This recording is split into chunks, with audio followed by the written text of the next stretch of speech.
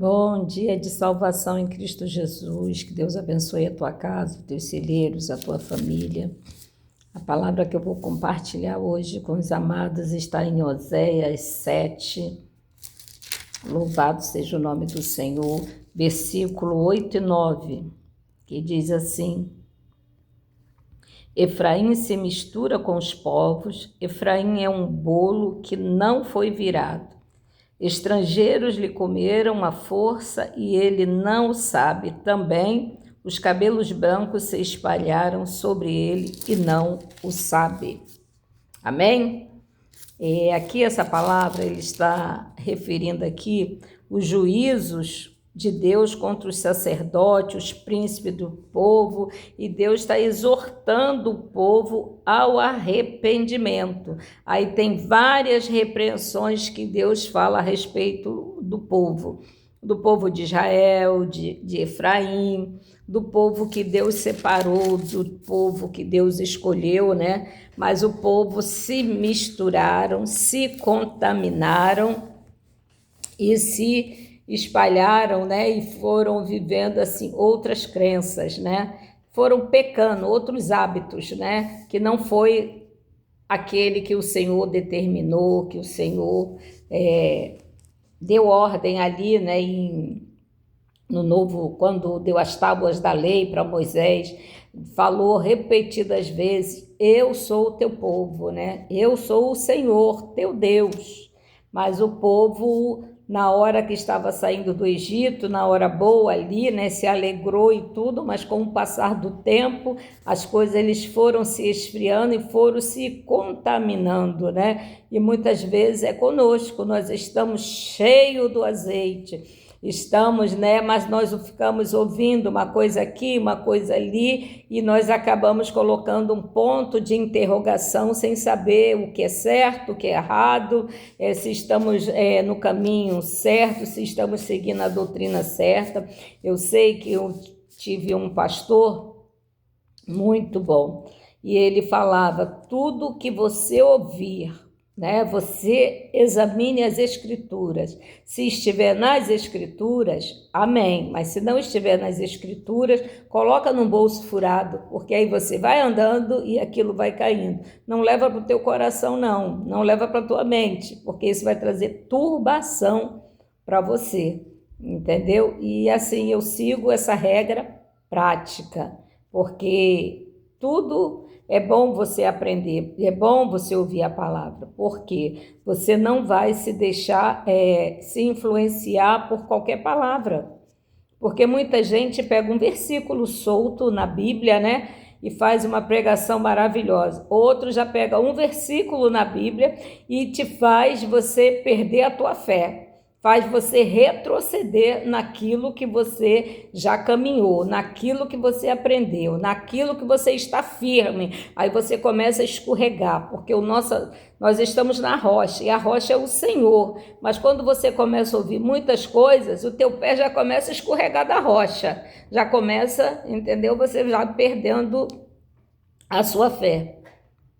E aqui, né, para nossa meditação, diz assim: Efraim, que está relativamente ao versículo 8 e 9 de Oséias. Capítulo 7, versículo 8 e 9. Efraim era o principal tribo do reino do norte. O seu nome era frequentemente aplicado a todo o reino de Israel.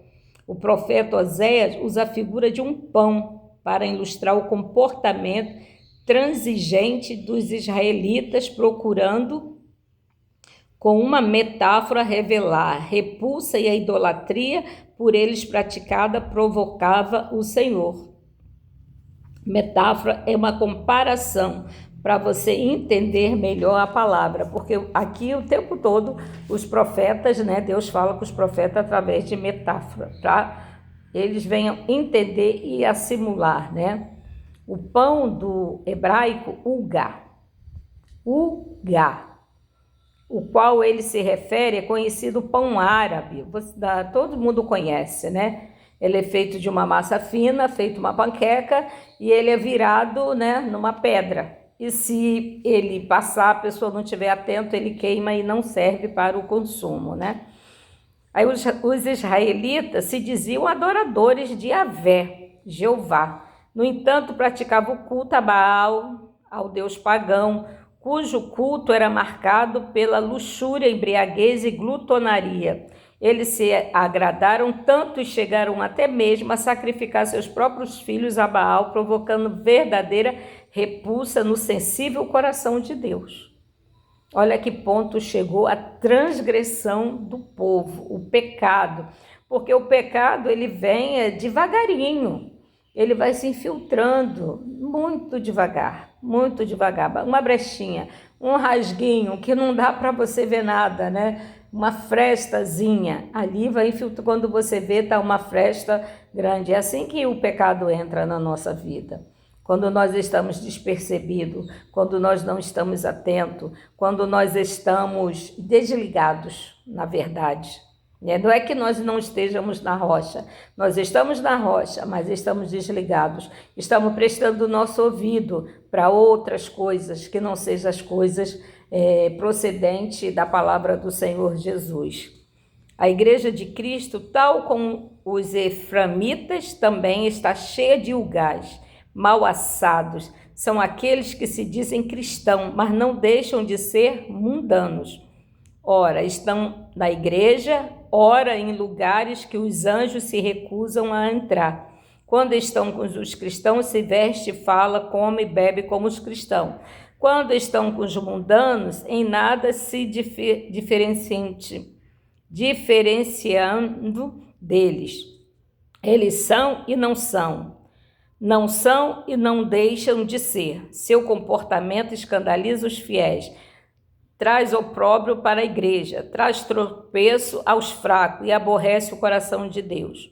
O Senhor aborrece o cristianismo sincrético. Ele deixa isso claro quando diz assim: porque és morno e não és frio, nem quente, vomitarei da minha boca. Isso está em Apocalipse 3,16. Pode consultar lá. Que sejamos para o Senhor um lugar bem assadinho, saboroso e cheiroso, que Ele tenha prazer em ver nossa vida consagrada a Ele e o seu serviço. Porque muitas vezes nós estamos na igreja, mas nós estamos ajudando pessoas que não é para ajudar. Nós estamos ali prestando o nosso ouvido para coisas que não é, nos contaminando com nossos olhos, porque o pecado vem assim, através dos nossos olhos e os nossos ouvidos, porque os nossos olhos é a janela da alma, é onde nós enxergamos, nós vemos coisas, e o ouvido é aquilo que nós ouvimos, nós vemos e ouvimos, e daqui a gente traz para o coração, mesmo que aquilo não fique plantado no nosso coração, mas trouxe uma interrogação, trouxe uma dúvida. E aí que começa, né? Aí você, por que isso? Por que daquilo? Por que daquilo? Aí começa a confusão dentro de ti, onde você vai escorregando ali, sem perceber. Assim, do mesmo jeito que entrou a dúvida, você vai se escorregando da rocha, o teu alicerce vai ficando frágil. Entendeu? Por isso que nós temos que meditar na Bíblia todos os dias, por isso que nós temos que orar todos os dias, por isso que nós temos que adorar ao Senhor, porque isso faz bem, isso é alimento para a nossa alma, isso é adubo para a nossa plantação, para a nossa raiz, para o nosso alicerce não ruir. Muitos falam, né? Todo dia está com a Bíblia na mão, todo dia está orando, hora de manhã, hora de noite, hora tal hora. A gente ora nas horas que nós achamos necessários, nas horas de aflições, na hora de dor, e na hora da alegria nós glorificamos ao Senhor. Simples assim, muito simples. E a Bíblia é o complemento, é o alicerce, é a palavra que vai edificar a nossa vida, porque nós somos dependentes disso, porque se não for isso, Satanás anda ao derredor buscando a quem tragar. Se você não estiver alicerçado na palavra, se você não estiver blindado pelo Espírito Santo, já era. Já era, é uma palavra hoje, é uma atitude amanhã, e isso quando você vê, você está completamente fora, você já perdeu o prazer de ler a palavra, você já perdeu a vontade de orar, não tem mais palavras para orar. Muitas vezes eu já passei por esse processo, mas eu não me afastei do Senhor, não. Estava tão atribulada que eu não conseguia nem orar, dobrava meu joelho e chorava simplesmente porque eu não tinha palavras para falar para o Senhor, de tanta aflição que eu estava passando. Mas eu estava buscando ao Senhor, estava ali de joelhos dobrados, em sinal de humilhação, dizendo para o Senhor: eu preciso de Ti, me dá força que eu não tenho para sair desta situação. Aí lembra do Salmo 23, que nós passamos pelo vale da sombra da morte, né? Mas o Senhor está conosco, o Senhor está nos guardando, o Senhor não vai permitir que a morte venha nos tragar naquele processo.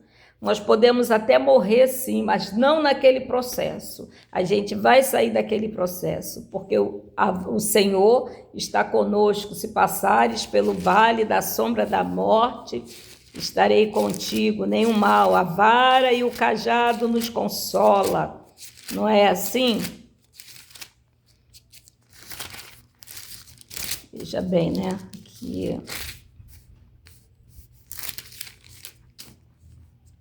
Aqui, ainda que eu andasse pelo vale da sombra da morte, não temerei mal algum, porque tu estás comigo, a tua vara e o teu cajado me consola.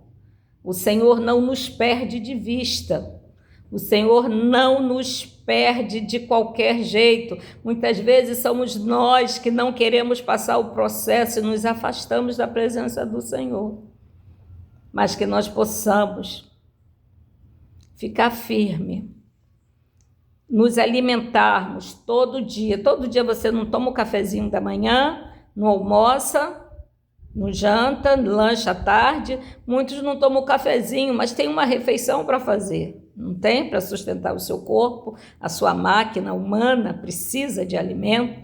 Assim a nossa alma, o nosso espírito, nós precisamos desse alimento, senão nós vamos ficar fraquinhos, o adversário da nossa alma vai nos tragar. Por isso nós devemos buscar o Senhor enquanto está perto, enquanto se pode achar. Amém?